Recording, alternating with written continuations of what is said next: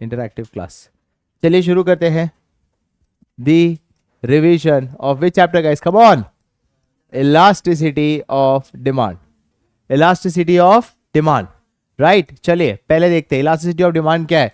Sir elasticity का मतलब ही क्या होता है, मेजर करना। इलास्टिसिटी का मतलब क्या होता है, मेजर करना। क्या मेजर करना, कि कितना परसेंटेज चेंज होगा किसके अंदर, किसके अंदर, बिकॉज ऑफ चेंज इन, तीन फैक्टर्स थे, own, because of change in the own price, second the income of the consumer, and तीसरा क्रॉस प्राइस इफेक्ट। सर ये क्या है, ये कुछ नहीं है। इलास्टिसिटी ऑफ डिमांड ये कहता है कि ये मेजर करता है कि सर जब इनकम में लोगों में चेंज हो तो डिमांड में कितना चेंज है, प्राइस में जब चेंज हो तो डिमांड में कितना चेंज है, दूसरे गुड्स के प्राइस में जब चेंज हो तो डिमांड में कितना चेंज है, उसी को हम क्या कहते हैं guys, come on, elasticity of demand. इसके बाद हमने पढ़ा था next price elasticity of demand. क्या पढ़ा था बताइए, प्राइस इलास्टिसिटी ऑफ। सर ये क्या मेजर करता है, ये भी इलास्टिसिटी है, मतलब ये भी क्या करता है, मेजर करता है। क्या मेजर करता है, change in quantity demand due to change in खाली क्या, ओन प्राइस। तो सर खुद के कमोडिटी की प्राइस की वजह से कितना चेंज हुआ, जब उसको हम मेजर करते हैं उसे हम क्या बोलते हैं, इसका on price elasticity of demand, right. इसके बाद फॉर्मूला का इसका ऑन इलास्टिसिटी ऑफ डिमांड का फॉर्मूला बोलिए, minus percentage change in quantity demand upon percentage change in price. फिर से इलास्टिसिटी ऑफ डिमांड का formula, percentage change in quantity demand upon price. एक और फॉर्मूला इसका, change in Q upon change in P into P1 upon, और formula के बाहर minus लगाना भूलना मत। इज दैट क्लियर गाइस, समझ आया। अब हम पढ़ेंगे कि सर आपका जो इलास्टिसिटी ऑफ डिमांड है वो कितने टाइप्स का होता है, कितने टाइप के इलास्टिसिटी ऑफ डिमांड होता है। एक होता है परफेक्टली इलास्टिक, एक बार पहला कौन सा है, perfectly elastic, perfectly inelastic, unitary elastic, more elastic, and 5 type की इलास्टिसिटी हम पढ़ने वाले हैं। पहला है परफेक्टली इलास्टिक। परफेक्टली इलास्टिक मतलब एक ऐसी सिचुएशन जहां there will be no change in what, price. When there is no change in price उसे हम बोलते हैं perfectly elastic, and when there is no change in quantity demand उसे हम क्या बोलते हैं, perfectly inelastic। फिर से when there is no change in price उसे बोलते हैं perfectly elastic, when there is no change in quantity demand it is known as perfectly inelastic। Sir इसका डायग्राम,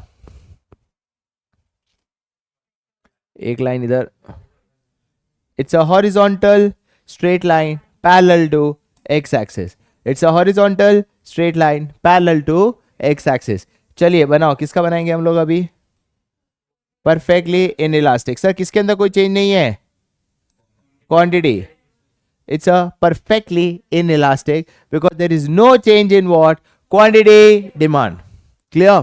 चलिए इसकी इलास्टिसिटी ऑफ डिमांड कितनी होती है, और इसकी इलास्टिसिटी ऑफ डिमांड कितनी होती है, 0। क्यों, फॉर्मूला लगा लो ना, अगर प्राइस में कोई चेंज नहीं तो नीचे 0, तो आंसर क्या आएगा, इनफाइनाइट।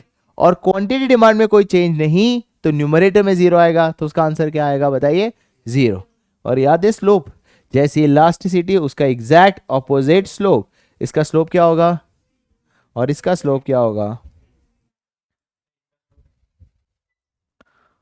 इसका स्लोप, हाँ अच्छा ब्रो फॉर्मूला लगा देना, ये इसका फॉर्मूला क्या है स्लोप का, change in Y upon change in X, change in Y upon change in X. इस पे क्वांटिटी में कोई चेंज नहीं है तो स्लोप क्या आएगा, क्लियर। चलिए यहां तक क्लियर। अब हम किसकी बात करेंगे, यूनिटरी इलास्टिक। यूनिटरी इलास्टिक का मतलब यहां पे percentage change in quantity demand is equals to percentage change in price. फिर से percentage change in quantity demand is equals to percentage change in price. एक और कंडीशन था, एंड प्लस हर बार आपका जो एक्सपेंडिचर है it should remain what, same. मतलब पहले जितना खर्चा था प्राइस चेंज हो उसके बाद भी खर्चा सेम रहेगा। तो शेप कैसा बनता था guys, come on, it's a rectangular, ये हो गया है ईडी इज इक्वल्स टू 1। इसे हम कौन सा बोलते थे, रेक्टेंगुलर हाइपर, ना कब बोलेगा, रेक्टेंगुलर हाइपर बोला। Is that clear?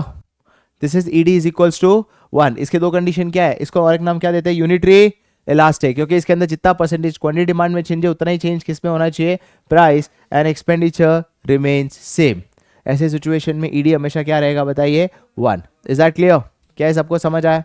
अब हम बात करेंगे दो सिचुएशन, लेस इलास्टिक मोर इलास्टिक, लेस इलास्टिक मोर इलास्टिक। चलिए, लेस इलास्टिक मोर इलास्टिक, कौन सा फैला हुआ होगा और कौन सा सहमा हुआ होगा? सर सहमा हुआ, फैला हुआ। ईडी इसका लेस देन 1, ईडी इसका मोर देन 1। मतलब यहां पे percentage change in quantity demand is less than percentage change in price. और यहाँ पे क्या लिखोगे बताइए, यहाँ पे percentage change in quantity demand is more than percentage change in price. Sir ये समझ आया?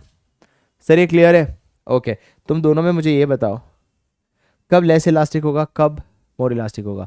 सर लेस इलास्टिक तब होता है जब इसके कोई क्लोज सब्स्टिट्यूट अवेलेबल नहीं होता, या तो फिर वो किस तरह के गुड्स है बताइए, नेसेसिटी गुड्स। जब क्लोज सब्स्टिट्यूट अवेलेबल हो उसे हम क्या कहते हैं guys, come on, more elastic. और दूसरा क्या होता है, लग्जरी गुड्स पे भी कैसा होता है, मोर elastic. Is that clear guys? Less than 1, greater than 1, unitary elastic, perfectly inelastic and perfectly elastic. क्या ये सारे क्लियर है? जब मैं इलास्टिक बोलूं तो ईडी कितना होगा, इलास्टिक में ईडी कितना होगा, ग्रेटर देन 1। यूनिटरी इलास्टिक में, परफेक्टली इन इलास्टिक में ED is equals to, ED is equals to 0। Perfectly elastic में ED is equals to infinite. तुम हर बार उल्टा क्यों कर रहे हो? हाँ, परफेक्टली इलास्टिक नहीं, परफेक्टली इन इलास्टिक पूछा मैंने। ठीक है, परफेक्टली इन इलास्टिक में ईडी कितना होगा और परफेक्टली इलास्टिक में ईडी कितना होगा, infinite. Is that clear? Equals to 1 कब होता है, जब, मतलब जब एक्सपेंडिचर सेम हो एंड जितना चेंज इन क्वांटिटी डिमांड हो उतना ही चेंज इन प्राइस हो। Is that clear? Okay guys, अब हम रिवाइज करने वाले हैं क्या क्या फैक्टर्स है जो हमारी इलास्टिसिटी को इम्पैक्ट करता है। पहला फैक्टर क्या बताइए guys, come on, nature of commodity. 3 type की कमोडिटी की यहाँ पे हमने बात की थी, एक थी नेसेसिटी, एक है जॉइंटली डिमांडेड गुड्स और एक है लग्जरी। सर अगर आप लग्जरी हो तो आपका डिमांड कैसा होगा, इलास्टिक। कंज्यूमर जो है वो जल्दी अपनी डिमांड को चेंज कर सकता है because your goods is luxury. पर जो नेसेसिटी होता है उसका डिमांड कैसा होगा, लेस इलास्टिक। क्यों? डिमांड में बड़ा चेंज नहीं आएगा, लोगों को खरीदना पड़ेगा। और इसका कैसा होगा, मॉडरेट। अगर आपके प्रोडक्ट का सब्स्टिट्यूट अवेलेबल है तो कंज्यूमर शिफ्ट हो सकता है, इलास्टिक। अगर आपके प्रोडक्ट का सब्स्टिट्यूट अवेलेबल नहीं है, प्राइस कितना भी बढ़े, कंज्यूमर शिफ्ट नहीं होगा, less elastic. Multiple use, sir किसी कमोडिटी का एक यूज, किसी कमोडिटी का मल्टीपल यूज, कौन सा ज्यादा इलास्टिक होगा, मल्टीपल यूज। क्यों? क्योंकि फॉर एग्जांपल इलेक्ट्रिसिटी, उसका प्राइस बढ़े, उसके इतने यूज है, मैं उसको श्रिंक कर सकता हूं, बट सिंगल यूज को श्रिंक नहीं कर सकता, इसलिए उसकी इलास्टिसिटी क्या होगी, लेस देन 1। फिर हमने किसका एग्जांपल पढ़ा था, पोस्टपोनमेंट ऑफ यूज। सर कोई चीज याद है, लैपटॉप और प्ले स्टेशन आज नहीं बाद में भी खरीद सकते हैं, पोस्टपोन कर सकते हैं, कंज्यूमर अपनी डिमांड को श्रिंक कर सकता है, मोर इलास्टिक। लैपटॉप खरीदना ही पड़ेगा, बच्चे का प्रोजेक्ट का सवाल है, कितना भी प्राइस हो, लेस इलास्टिक। नेक्स्ट क्या बताइए, इनकम लेवल ऑफ, तुम जैसे अमीर लोगों को फर्क नहीं पड़ता गाइस, प्राइस कुछ भी हो, you guys are less elastic. पर मुझ जैसे गरीब का अगर सब्जी का भाव भी बढ़े तो उस दिन कैसे निकलेगा पता नहीं, that will be more elastic. Next क्या है, habit of the consumer. Consumer कोई चीज के लिए अगर हैबिचुअल हो, फर्क नहीं पड़ता प्राइस कितना भी हो, वो डिमांड करेगा। Less elastic.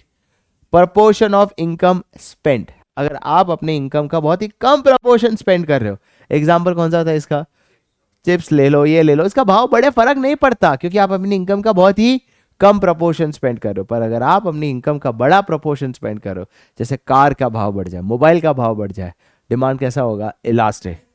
नेक्स्ट क्या है, प्राइस लेवल। प्राइस लेवल का मतलब क्या हुआ, higher price more elastic, lower price. अभी 1 रुपए की चीज 1.5 रुपए होगी, फर्क पड़ेगा नहीं। टाइम पीरियड, जितना शॉर्ट पीरियड होगा, कल के कल टिकट बुक करनी है, लेस इलास्टिक, क्योंकि ऑप्शन नहीं है, बुक करना ही पड़ेगा।